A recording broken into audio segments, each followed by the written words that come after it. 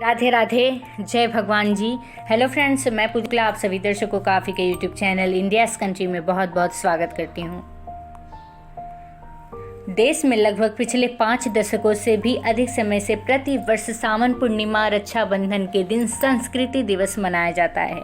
इसकी शुरुआत वर्ष 1969 से हुई। संस्कृत दिवस के दिन ऐसा लगता है मानो देववाड़ी तथा विश्व की भाषाओं की जननी कहलाने वाली संस्कृत के अच्छे दिन आने वाले हैं। चूँकि संस्कृत को लेकर सरकारों की कोई नीति या रणनीति नहीं होती तथा साथ ही इस दिवस को मनाने की मजबूरी भी होती है, अतः इस दिन संस्कृति का गुणगान कर तथा जयतु संस्कृतम जयतु भारतम का नारा देकर सरकारी कर्तव्य की इतिश्री कर ली जाती है।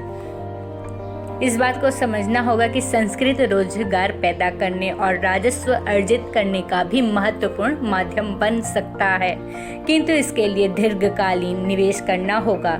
संस्कृत ग्रंथों से निकले आयुर्वेद, योग, वास्तु तथा ज्योतिष जैसे चंद विषय आज रोजगार और आय का बहुत बड़ा स्रोत बन गए हैं तथा लोकप्रिय भी हैं। बाबा रामदेव ने आयुर्वेद और योग से 10,000 करोड़ रुपए का कारोबार खड़ा कर लिया है। संस्कृत में ऐसे अनेक विषय हैं जिनके शोध पर निवेश करके रोजगार सृजन के साथ साथ राजस्व भी अर्जित किया जा सकता है। इसके लिए पहली शर्त है संस्कृत के प्रति सकारात्मक सोच। चूँकि संस्कृत के ग्रंथों में मानव मात्र के कल्याण के लिए उपाय बताए गए हैं, इसलिए इनमें निहित ज्ञान की सार्वभौमिक स्वीकार्यता है। इस ज्ञान को देश के लोगों के लिए साधारण भाषा में तथा पश्चिम के लिए अंग्रेजी में प्रस्तुत कर पैसा भी कमाया जा सकता है और मानव मात्र का भला भी किया जा सकता है।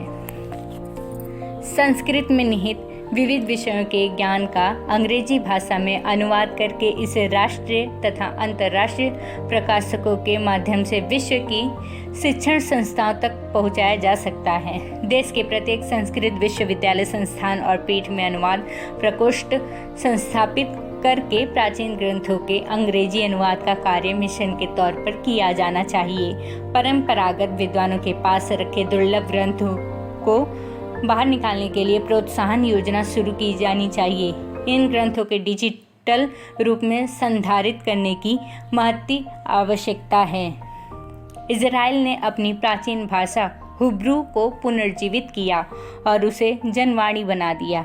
ऐसा वहाँ की सरकार और लोगों के संकल्प के कारण संभव हुआ। इजरायली घास का अध्ययन करने के लिए तो हमारे नीति निर्माता और नौकरशाह इजराइल का दौरा करने के लिए तत्पर रहते हैं, किंतु हिब्रू की तरह संस्कृत को पुनर्जीवित करने के लिए इजराइल का दौरा करने की उनकी ना तो नीयत दिखाई देती है और ना ही नीति। इसलिए संस्कृत अनुरागियों को ही पूर्ण संकल्प के साथ आगे आना होगा।